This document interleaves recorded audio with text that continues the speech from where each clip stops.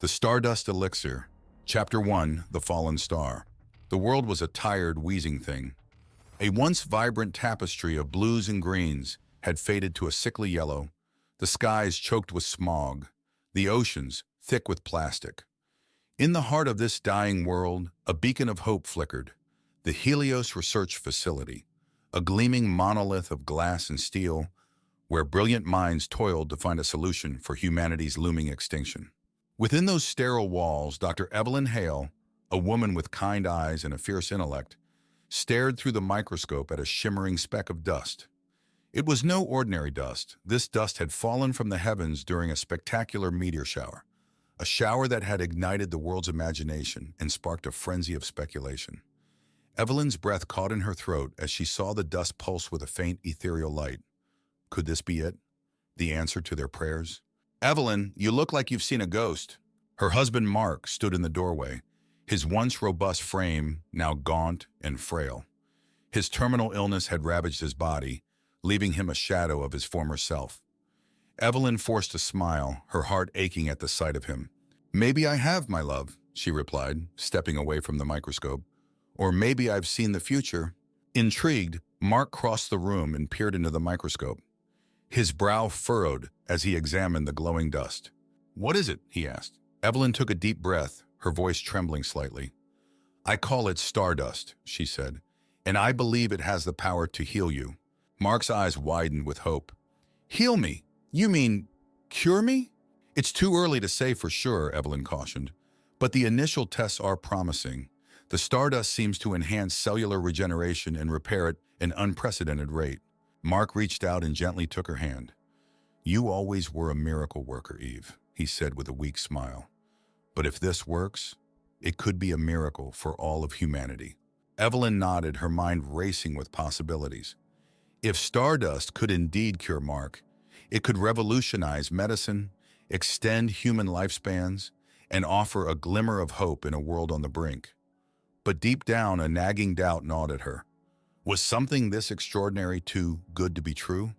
Were there hidden dangers lurking beneath the shimmering surface? "We need to proceed with caution," she said, her voice firm. "We don't know the long-term effects of Stardust. There could be unforeseen consequences." Mark's smile faltered. "But what if there aren't?" he asked, his voice tinged with desperation. "What if this is our only chance?" Evelyn squeezed his hand, her heart heavy with the weight of his words. "Then we'll face those consequences together," she said. "But we won't rush into this blindly. We'll do it right, for you, for us, for everyone." As the sun dipped below the horizon, casting long shadows across the lab, Evelyn made a silent vow. She would unlock the secrets of Stardust, no matter the cost. But she would not sacrifice her ethics or endanger humanity in the process. The fate of the world and the man she loved rested in her hands. Chapter 2, The Elixir of Life. The weeks following the Stardust discovery blurred into a whirlwind of frantic activity. Evelyn secluded herself in the lab, her sleep dwindling, her meals turning into hurried bites between experiments. Mice injected with Stardust scurried through their maze, their coats gleaming, their eyes bright. They lived twice as long as their untreated counterparts, healing from injuries that would have been fatal. The data painted a promising picture, but Evelyn remained cautious. Mark watched her from the sidelines, his hope battling with worry. The gauntness of his face was less pronounced now. His eyes sparkled with a newfound energy. Evelyn noticed how he devoured his meals, how his once halting steps had grown more confident. But there was a change in his eyes, a hardness that hadn't been there before. "Eve," he said one evening, as she slumped over her notes, her eyes red-rimmed from exhaustion, "you're working yourself to death." "I'm close, Mark," she said, her voice barely a whisper. "So close." He reached out to touch her cheek, his fingers lingering on her skin. "I know you are. But please take care of yourself. You can't help me if you burn out." Evelyn looked at him, her heart aching with love and fear. She couldn't tell him what she was truly planning. She hadn't even told her colleagues. This was a path she had to tread alone. In the dead of night, when the lab was silent save for the hum of machines, Evelyn made her choice. She prepared a small dose of Stardust, mixed it into Mark's nightly medication. It was a calculated risk, a desperate act, fueled by love and a sliver of hope. The next morning, Mark woke with a spring in his step, a bounce in his voice. He devoured his breakfast, then pulled Evelyn into a tight embrace. "I feel incredible, Eve," he said, his voice thick with emotion. "Thank you." Evelyn forced a smile, her heart pounding in her chest. She had crossed a line, violated her own ethics. But seeing the light return to Mark's eyes, the color flooding back into his cheeks, it was almost worth it. Almost. As the days turned into weeks, Mark's transformation continued. He became a whirlwind of activity, tackling his work with renewed vigor, his mind sharp and focused. But his compassion seemed to dwindle, replaced by a single-minded pursuit of success. He dismissed the concerns of his colleagues, made ruthless decisions, and pushed himself and his team to the brink. Evelyn watched with growing unease. The man she loved was slipping away, replaced by a stranger, a driven, ambitious figure who seemed to care little for the consequences of his actions. The Stardust was healing his body, but at what cost? Was it slowly poisoning his soul? One day, as Evelyn watched Mark bark orders at his team, a chill ran down her spine. The realization struck her with the force of a lightning bolt. The Stardust was not just a miracle cure, it was a curse, a Faustian bargain that exacted a terrible price for immortality. And Mark was paying that price with his humanity. Chapter 3. The Darkening Soul. The once warm glow of Mark's eyes had turned cold, his laughter now a harsh bark. His ambition, once a shared dream, had become a ravenous beast that consumed him whole. He spent hours locked in his office, the blinds drawn, murmuring into his phone, cutting deals, pulling strings, amassing power. He rarely emerged for meals, preferring protein shakes and energy bars to the home-cooked dinners Evelyn prepared. One night, she found him hunched over his computer, his face illuminated by the harsh glare of the screen. He was poring over financial reports, his brow furrowed in concentration. Evelyn's heart sank as she noticed the emptiness in his eyes, the absence of the love and warmth she once found there. "Mark," she began hesitantly, "we need to talk." He didn't look up, his fingers flying across the keyboard. "Not now, Eve," he snapped. "I'm busy." Evelyn's patience, worn thin by weeks of worry and neglect, finally snapped. "This isn't you, Mark," she said, her voice rising. "The Stardust, it's changing you." Mark finally turned, his eyes narrowed. "Changing me? It's made me better, stronger, more capable. I'm achieving things I never thought possible." "At what cost?" Evelyn challenged, her voice trembling. "You've become ruthless, obsessed.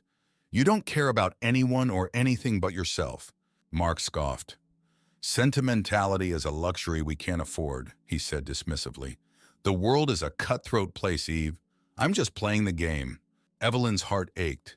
"Is that what this is to you?" she asked, her voice choked with emotion. "A game?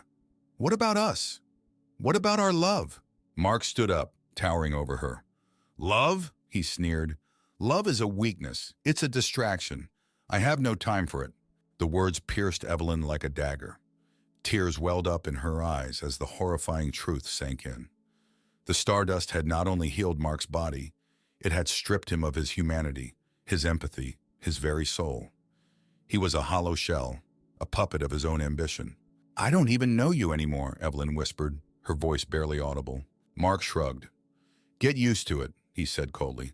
"The world is changing, and I'm changing with it. You can either join me or be left behind." With that, he turned and walked away, leaving Evelyn alone in the darkness, her heart shattered into a million pieces. The man she had loved, the man she had married, was gone. In his place stood a monster, a creature of ambition and greed, fueled by the power of Stardust. And as Evelyn stood there, the tears streaming down her face, a new resolve ignited within her. She would not let Mark, or the Stardust, destroy everything they had built together. She would find a way to save him, to bring back the man she knew was still buried deep within. She had to, for both of their sakes. Chapter 4. The Reckoning. Days and nights blurred together as Evelyn toiled in a hidden corner of the lab, fueled by coffee and adrenaline. Her eyes, bloodshot and weary, traced the schematics of a strange contraption, a tangle of wires, diodes, in a pulsing crystal at its core. It was a gamble, a shot in the dark, but her scientific intuition told her it was their only hope. The device, dubbed the empathy resonator, was designed to emit a frequency that would temporarily disrupt the neural pathways affected by the stardust, allowing a glimmer of the person's true self to resurface. It was a risky endeavor with unpredictable consequences. But Evelyn was desperate. She had to reach Mark, to remind him of the man he once was, the man she loved. With trembling hands, she finished the final connections and activated the device. A low hum filled the room, and the crystal at the core glowed with an ethereal light. Evelyn took a deep breath and made her way to Mark's office. She found him seated at his desk, his face pale and drawn, his eyes fixed on a holographic display. He didn't even look up as she entered. "Mark," Evelyn said softly, her voice barely a whisper. He glanced at her, his expression cold and dismissive. "What is it, Evelyn? Can't you see I'm busy?" Evelyn held up the resonator, its soft glow illuminating her determined face. "I've built something," she said. "Something that can help you." Mark scoffed. "Help me? I don't need help. I'm at the top of my game." "No, you're not," Evelyn countered, her voice gaining strength. "You're a shell of the man you once were. The Stardust has stolen your heart, your soul." Mark rose from his desk, his towering figure casting a long shadow over Evelyn. "Don't you dare lecture me, woman," he snarled. "You don't understand what it's like to have this power, this clarity. I see the world for what it truly is, a playground for the strong." Evelyn held her ground, her grip tightening on the resonator. "I know the real you, Mark," she said, her voice filled with love and longing. "The kind, compassionate man who always put others before himself. He's still in there somewhere, and I'm going to bring him back." With a flick of her wrist, she activated the resonator. A wave of energy washed over Mark, and for a fleeting moment, his eyes flickered with recognition, a flicker of warmth in their depths. But just as quickly, the cold mask returned. "Don't you understand, Evelyn?" he said, his voice dripping with venom. "There's no going back. I've tasted power and it's intoxicating.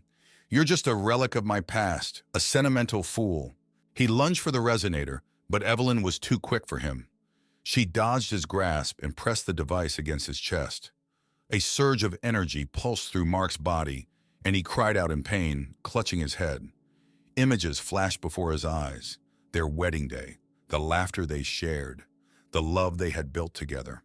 Evelyn watched, her heart filled with both hope and despair. Would this be enough to break the Stardust's hold on him? Or would he forever be lost to the darkness? Chapter 5. The Bitter Harvest. A shudder ran through Mark's body, a guttural sob tearing from his throat. He crumpled to the floor, his eyes wide with terror and confusion. Evelyn knelt beside him, her heart pounding in her chest. Had she gone too far? Had she damaged his mind beyond repair? Then, as if a dam had broken, the words poured out of him. He spoke of his ambition, his ruthlessness, his cold disregard for others. But he spoke with a newfound horror, as if hearing his own words for the first time. "Eve," he gasped, his voice choked with tears. "I've become a monster." Evelyn cradled his head in her lap, stroking his hair as he sobbed. "No, Mark," she whispered. "You're not a monster. You're just lost, and I'm going to help you find your way back." With Mark's help, Evelyn exposed the shadowy organization that had orchestrated the Stardust meteor shower. They had planned to use the dust to create a new world order, controlled by an elite class of immortal beings. Their greed and ambition had blinded them to the devastating consequences of their actions. The world was in an uproar as the truth was revealed. People were terrified, angry, and confused. But there was also a sense of hope. Evelyn's discovery of the empathy resonator offered a glimmer of a solution, a way to restore humanity to those who had been corrupted by the Stardust. But the victory was bittersweet. The Stardust had already spread far and wide, creating a new class of Stardust Touch individuals with extraordinary abilities and questionable morals. Some used their powers for good, helping others and rebuilding communities. Others, however, embraced their newfound immortality and lack of empathy, becoming predators in a world struggling to heal. Mark, now a symbol of both hope and warning, became an advocate for responsible use of the Stardust. He spoke openly of his struggles, his regrets, and his determination to redeem himself. Evelyn stood by his side, her love and support unwavering. Together they established the Phoenix Initiative, a sanctuary where those affected by Stardust could seek help and guidance. They developed new technologies to detect and neutralize the dust's negative effects, offering a chance for redemption to those who had lost their way. The road to recovery was long and arduous. The world was scarred, both physically and emotionally. But Evelyn held on to hope, clinging to the belief that humanity could overcome this crisis and emerge stronger.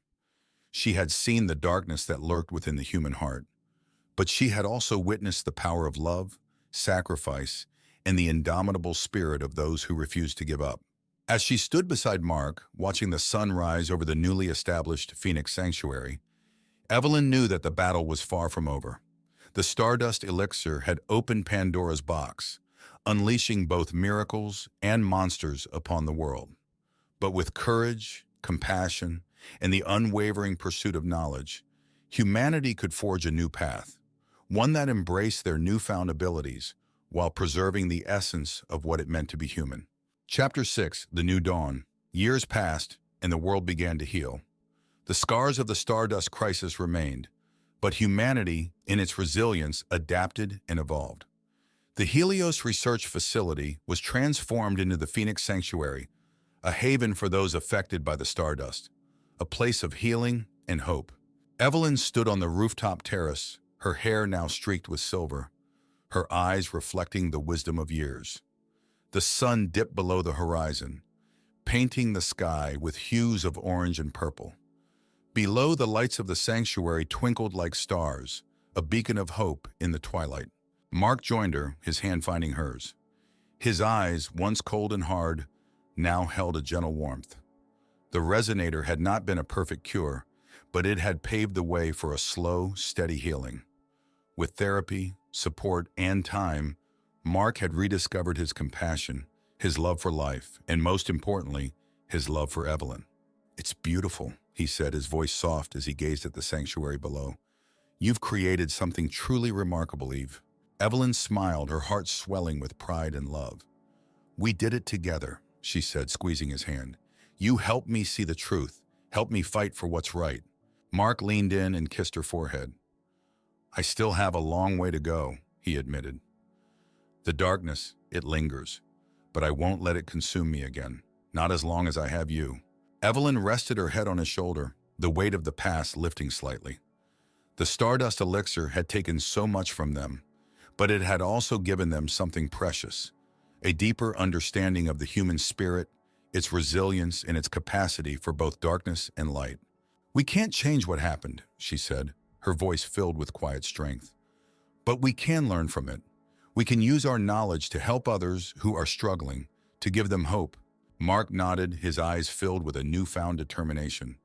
"We'll keep fighting, Eve," he said, "for ourselves, for our children, for the future of humanity." In the years that followed, the Phoenix Sanctuary became a symbol of hope and healing. Evelyn and Mark continued their research, tirelessly working towards a permanent cure for the Stardust's effects. They trained a new generation of scientists and therapists, passing on their knowledge and experience to ensure that the lessons of the past were never forgotten. The world was still far from perfect. There were still those who sought to exploit the Stardust for power and profit.